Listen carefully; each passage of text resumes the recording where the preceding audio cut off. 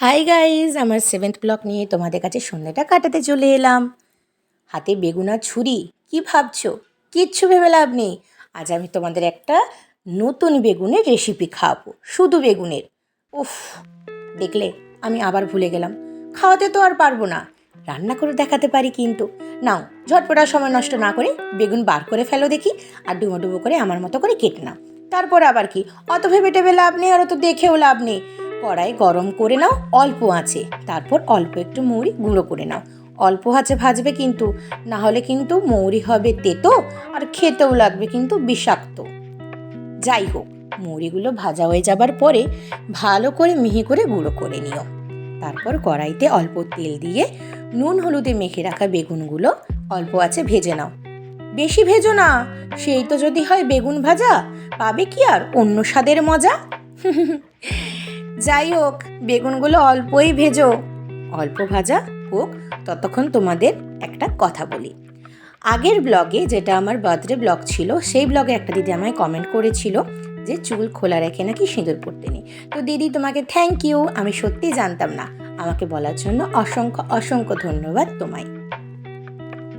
তারপর আবার কড়াইতে অল্প একটু তেল দিয়ে দেবে। তারপরে আবার কি, ওই যে হাতের সামনে আছে না কালো কালো কি মতো, হ্যাঁ, কালো জিরে।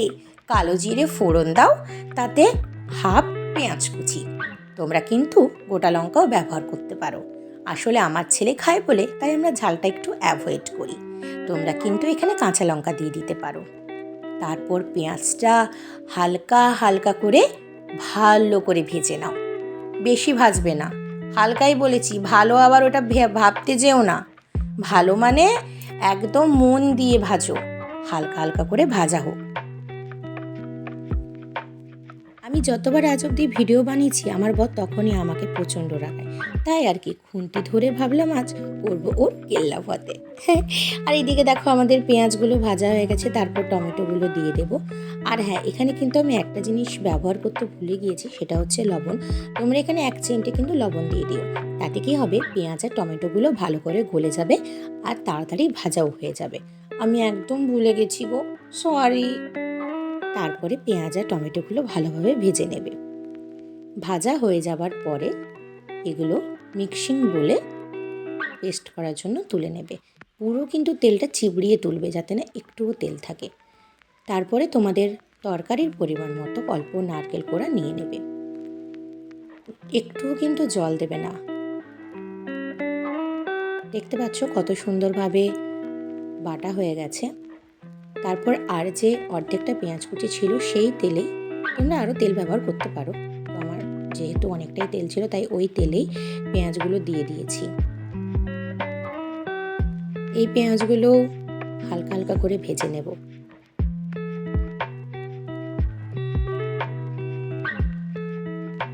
আর এদিকে দেখতে পাচ্ছ পেঁয়াজগুলো বেশ ভালোভাবে ভাজা হয়ে গেছে। তারপর একে একে গুঁড়ো মশলাগুলো দিয়ে দেবে। কী কী গুঁড়ো মশলাগুলো আগে তো শোনো, তারপর দেখো। হ্যাঁ, কি যেন বলছিলাম, গুঁড়ো মশলা, ধনে গুঁড়ো, মৌরি গুঁড়ো, লঙ্কা গুঁড়ো, হলুদ গুঁড়ো, আর তাতে একটু অল্প জল। যখন দেখবে তেলটা ছেড়ে ছেড়ে গেছে মশলাটা কষার পর, তারপরে বাটা মশলাটাও দিয়ে দিও। বাটা মশলাটার সাথেও আমরা একটু অল্পভাবে কষিয়ে নেব। আর লক্ষ্য রেখো, কড়াইতে যাতে লেগে না যায়। ব্যাস, তাহলে এত খাটাখাটনি সব গেল। আবার নতুন করে কিন্তু আমাকেই দেখাতে হবে। উফ, পারি না বাবু। ভাজা হয়ে যাবার পরে তোমরা পরিমাণ মতো জল দিয়ে দেবে তোমাদের সবজি অনুপাতে। তোমরা যেমন ভাববে যে এই জলটাতে আমাদের সবজিটা সিদ্ধ হবে, সেইভাবেই কিন্তু জল দিও। তারপরে অল্প একটু লবণ দিয়ে ছেড়ে দাও। যখন ফুট হবে, তখন বেগুনগুলো দিয়ে দিও। বেগুনগুলো ভালোভাবে নেড়ে চেড়ে ঢাকা দিয়ে দিও। আসলে আমি ঢাকাটা দেখাইনি।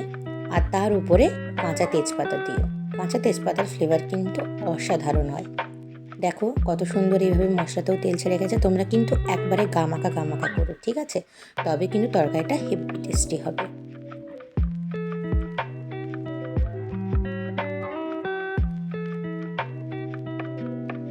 এই, আমার খাবারে কিন্তু কেউ লোভ দিও না।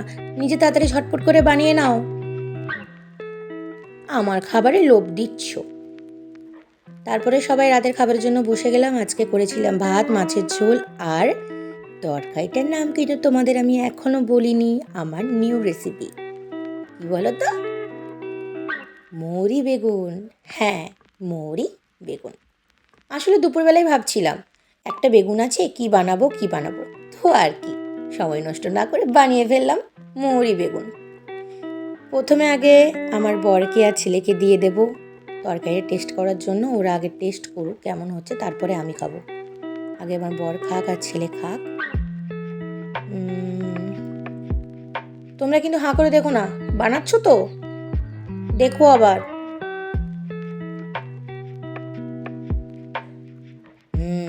তাহলে কিন্তু ঠিকই আছে, তাই না বললো?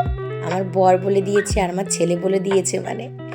যাই হোক, আর সময় নষ্ট করবো না, আমারও কিন্তু হেব্বি খিদে পেয়ে গেছে। তোমরাও খেয়ে নাও, আমিও খেয়ে নিই। দেখা হচ্ছে নেক্সট ব্লগে।